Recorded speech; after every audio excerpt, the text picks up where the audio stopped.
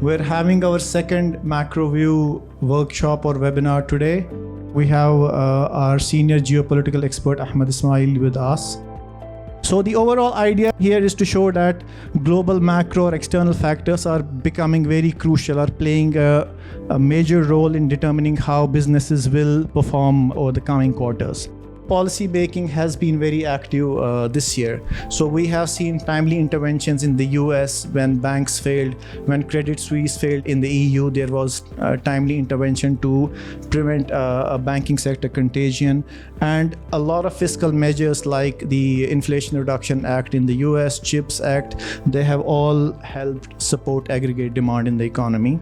We witnessed a phase of not so hot, not so cold economy in the last 20 years. Now we are getting into a new regime. And also historically, we saw post-war, there have been 11 instances when Federal Reserve increased interest rates, their interest rate cycle. And on 8 occasions out of 11, there was a recession in the global economy.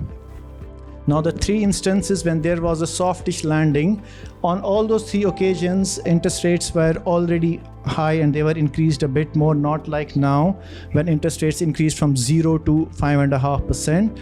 And secondly, in those instances, interest rates were declined rapidly, which led to a softer landing. But now what we are seeing is that interest rates are high, they will remain high for a longer period of time.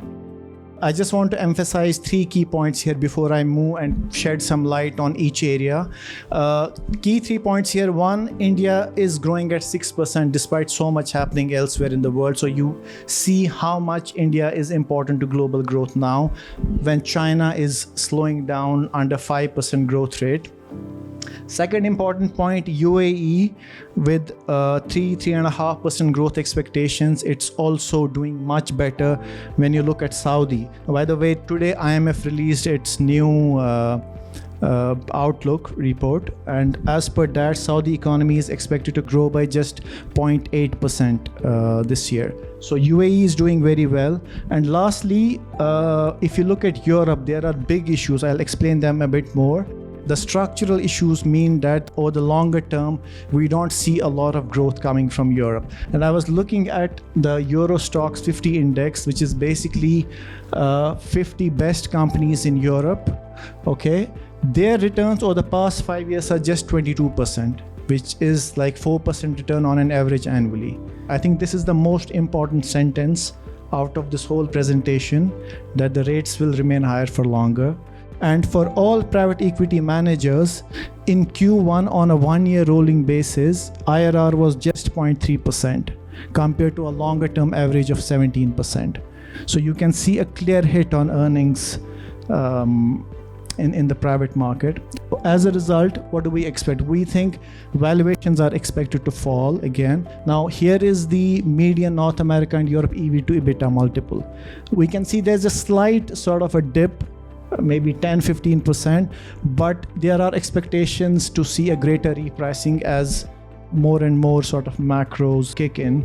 Between 2016 and 2021, close to 60% of growth IRRs for private equity were driven by expansion of multiples, nothing else. During this period, median revenue growth was under 4% and EBITDA margin grew by less than 1%. We are seeing some examples as well that PEs are looking at more organic options. They're getting more into digitization, into these sort of things, how they can create actual growth in these businesses before they exit. Another important trend we are seeing is that dry powder obviously is very high. It's close to 3.7 trillion.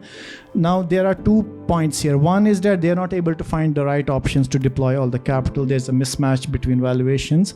There is persistent distress across the board, and we are seeing that conglomerates or big groups, they're able to put more leverage on the table in terms of kind of synergies they can create. If there is no growth from multiples expansion through synergies, what's happening? So some are saying this may be a return of 1970s style power businesses.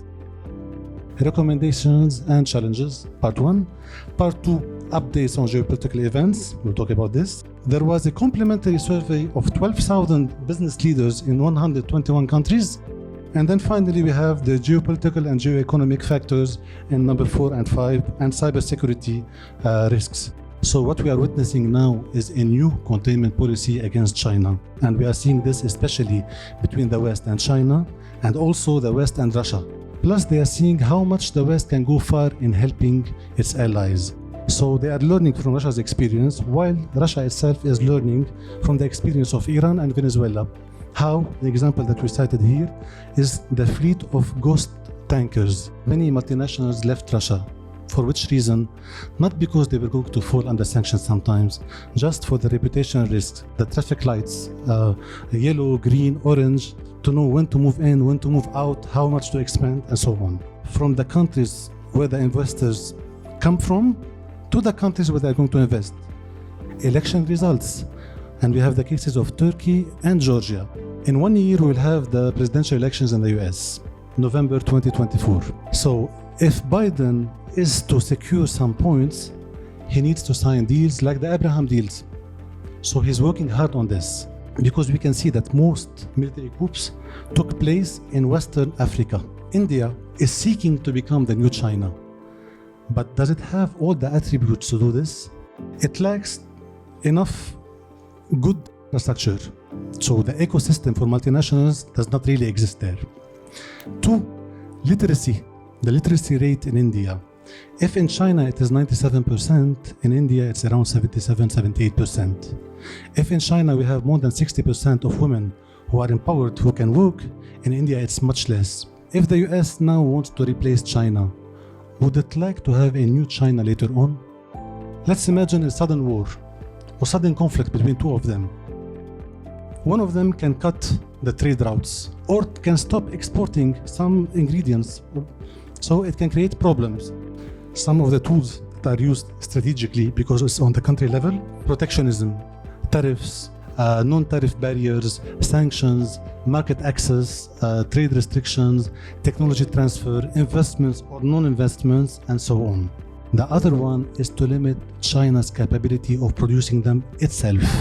They are not doing so only by themselves. They are working with the Netherlands, South Korea, and Japan, and Taiwan to prevent China from having such technology. China is also creating a state-backed investment fund to attract $40 billion, also to add them to investments in the semiconductor industry, especially focusing on equipment for chip manufacturing, because most equipment and design equipment was coming from the US and allies.